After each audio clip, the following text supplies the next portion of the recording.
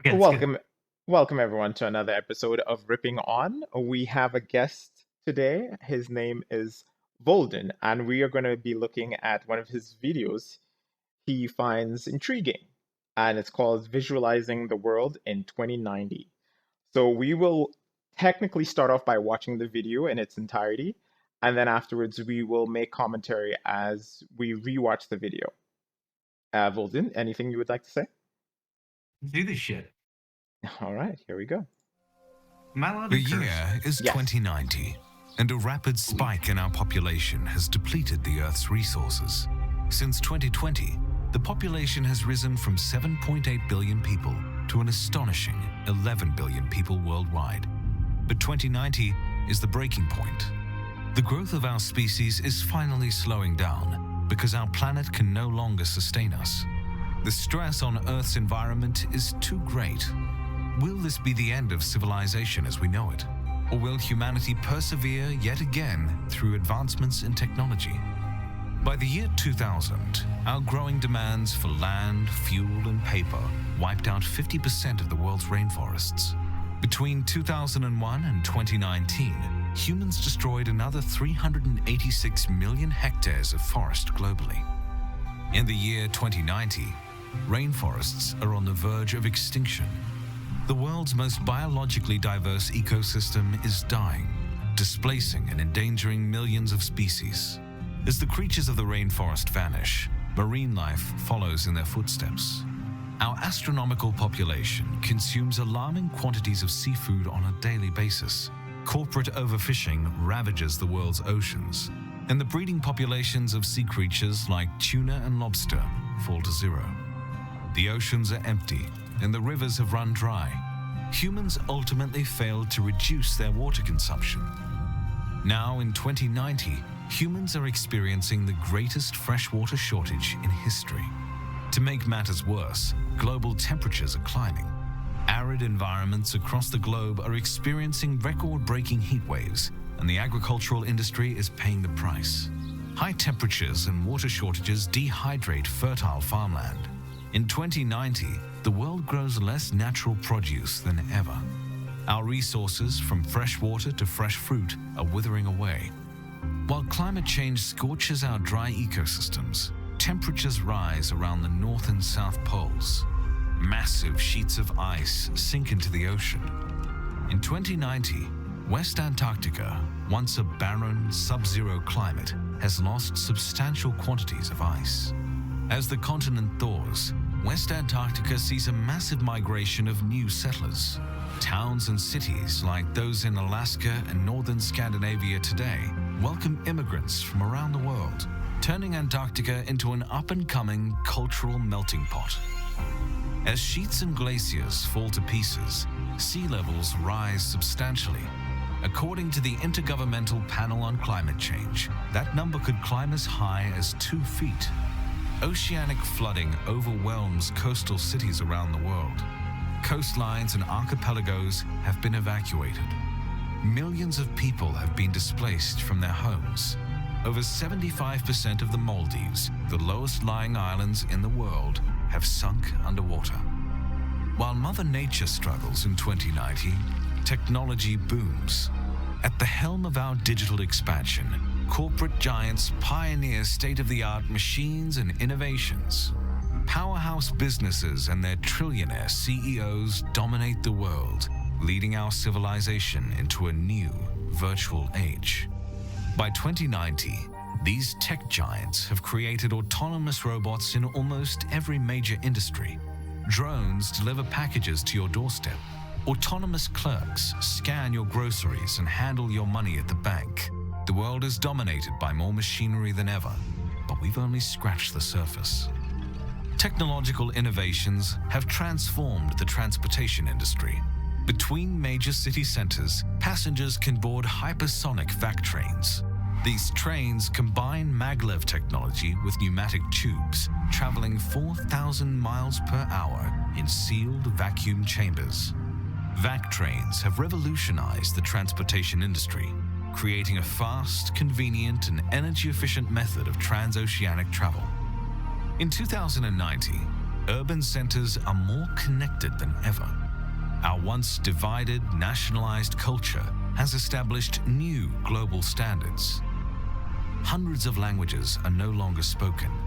In their place, a handful of common languages, likely English, Spanish, and Mandarin, have grown exponentially more popular, dominating both business and education. Cities have grown taller and far more densely populated in 2090.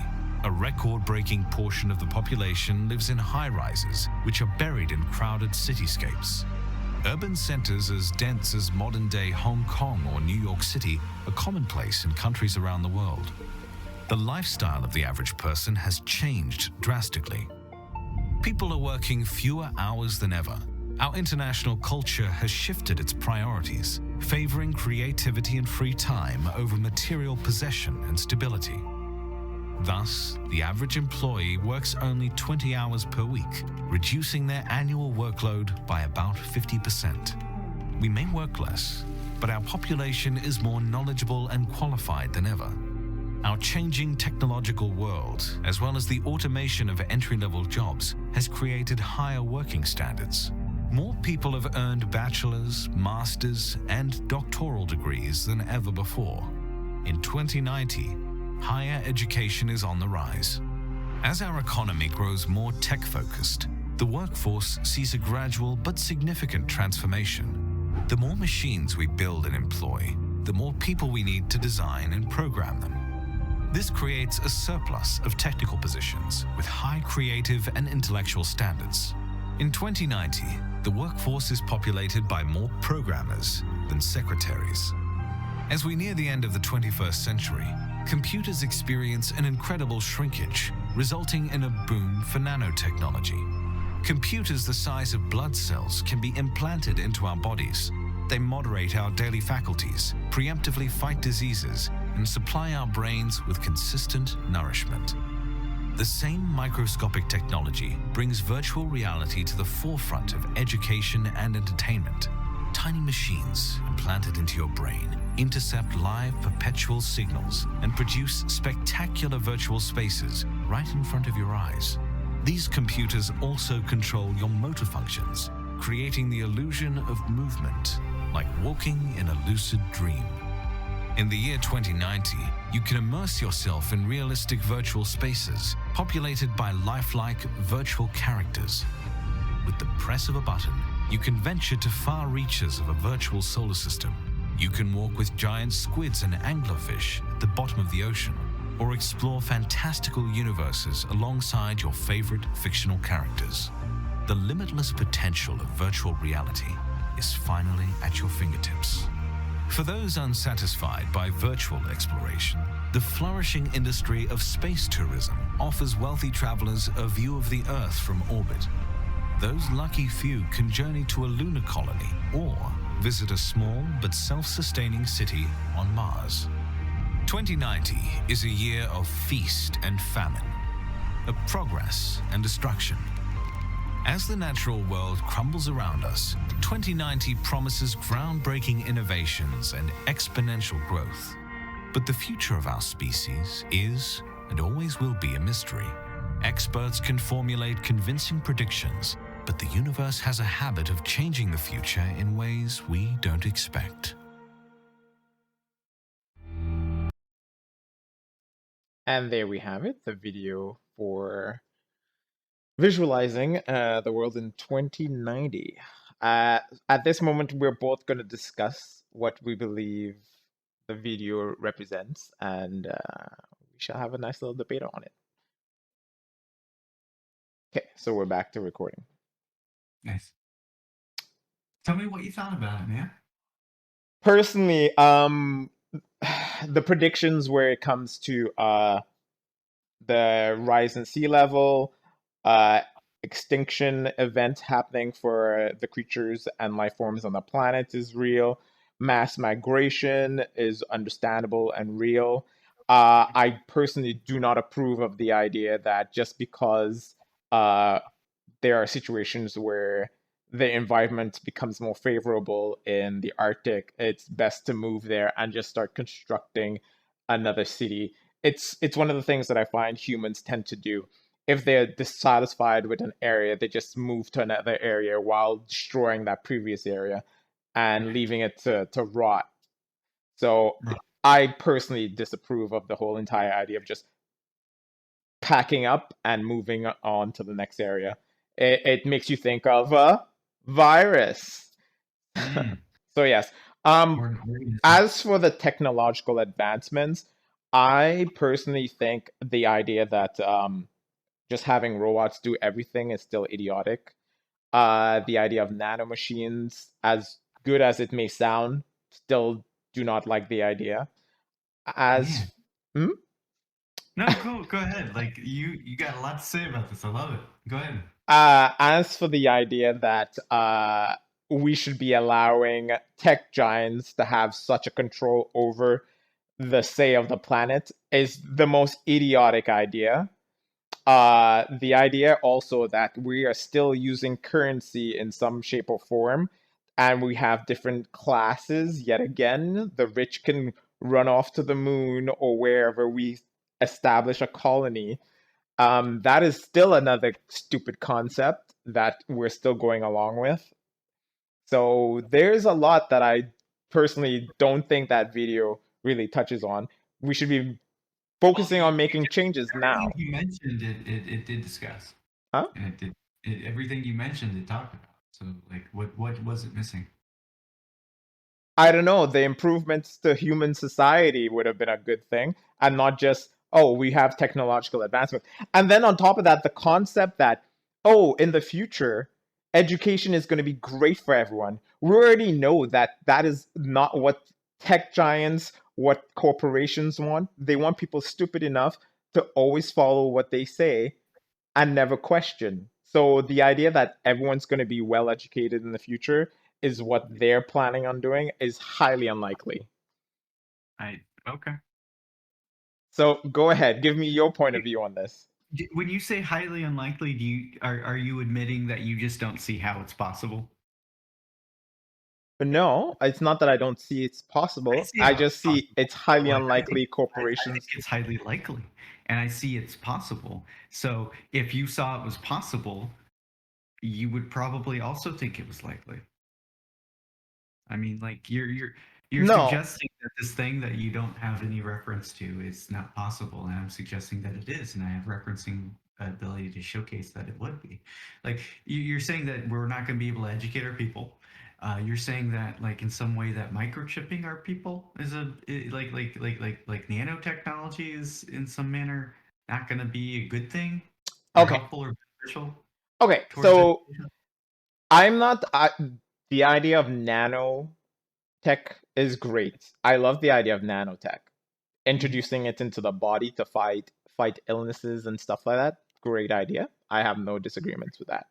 I'm talking about the mere fact that all that stuff could still malfunction and all that, and Mhm. you can be hijacked if it takes so let's because they introduced the idea that it could be, I guess, a chip in your brain that allows you to have crazy good VR sessions, right?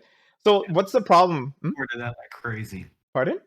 I'm really looking forward to that. Okay, well, you see, yet again, imagine, let's say a corporation were to have access to that.